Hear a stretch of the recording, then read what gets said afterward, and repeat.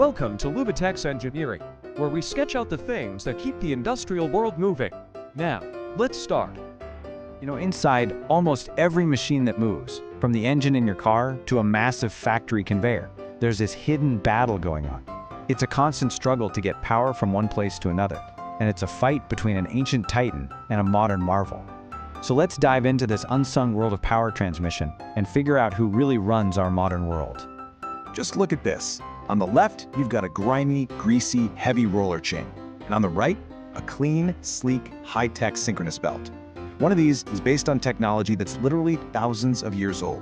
The other has seen just explosive innovation in the last few decades.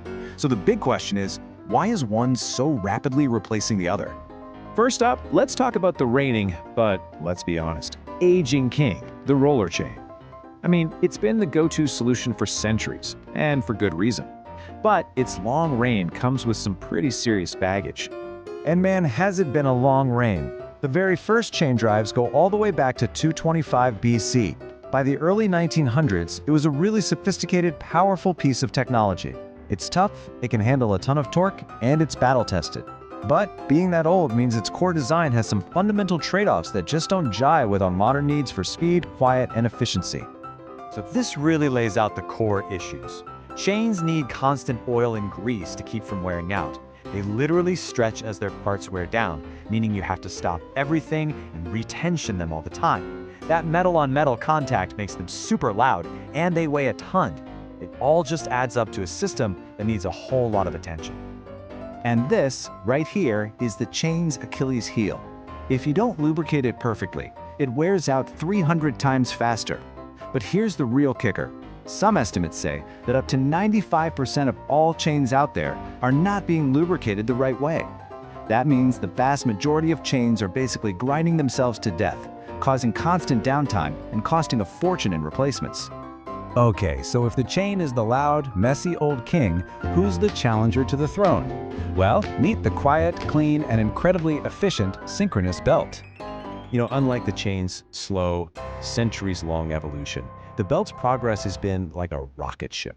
It started out pretty humble back in 1945 as a simple timing belt for a sewing machine. But by the 80s, we had new materials that made belts strong enough to actually go up against chains. And then, in the 2000s, came the real game changer, carbon fiber. Suddenly, belts weren't just an alternative anymore. In many cases, they were just plain better. So let's put them head to head. Look at this. The belt wins on almost every single metric that matters today. It's super quiet, it needs, get this, zero lubrication and no retentioning because it doesn't stretch. It's clean, it's efficient, and it can last up to 3 times longer than a comparable chain. It basically solves every major problem the chain has. And hey, this isn't just theory. Check out this real-world example. On the left, that's a complicated, greasy, chain-driven conveyor system at a bottling plant. And on the right, that's the exact same system after they switched it over to clean, simple, synchronous belts. The visual difference alone is just stunning, but the difference in how it runs, that's where things get really crazy. $330,000. That's what that one plant saves in a single year. So how? Well, they completely eliminated all the daily maintenance for oiling and tightening chains. The production shot up by 30,000 cases a day because they didn't have to shut the line down anymore. Even fewer bottles broke. The savings were just massive, and they were immediate. But, and this is a big but, there's a secret to unlocking all this power and efficiency. It's not as simple as just swapping out the part. You have to get one critical and often overlooked factor exactly right, and that's the tension. See, proper tension is this delicate balancing act. If the belt is too loose, the teeth can literally jump out of the pulley grooves. That's called ratcheting, and that shock can snap the belt, especially under a heavy load.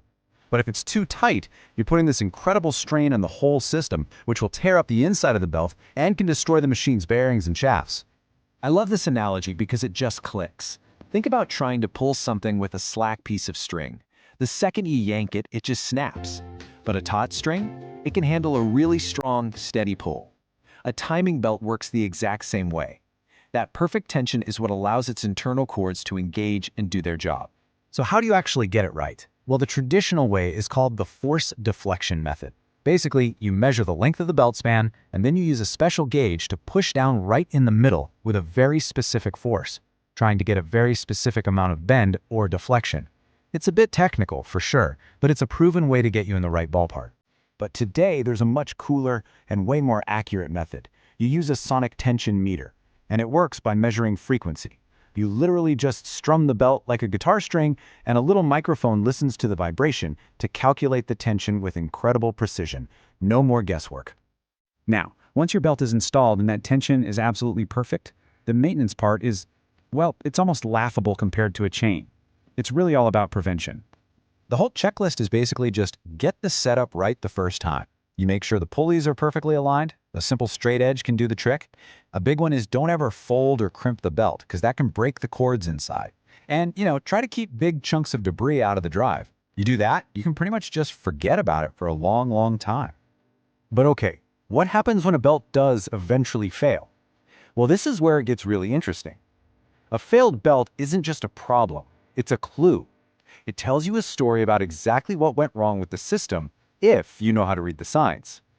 This is like being a mechanical detective. It's awesome. If you see that only one edge of the belt is worn down, classic sign your pulleys are misaligned. If the teeth are worn into this hook shape, like a shark's tooth, your belt was way too loose. If the valley between the teeth is worn out, too tight.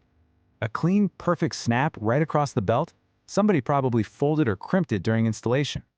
Each failure mode points you directly to the root cause, so you can fix the system, not just keep replacing a part. So when you look at that greasy, clunky chain next to a sleek, powerful carbon fiber belt, you're not just looking at two different components. You're really looking at a fundamental shift in how we design machines. A quiet revolution that's making everything more efficient, more reliable, and a whole lot less of a headache to maintain.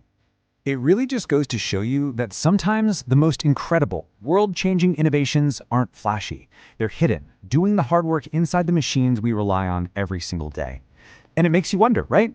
What other humble, overlooked piece of technology is quietly changing everything right under our noses? Thanks for watching. For more industrial insights, check out our other videos. Don't forget to like, share, and subscribe to Lubitex Engineering.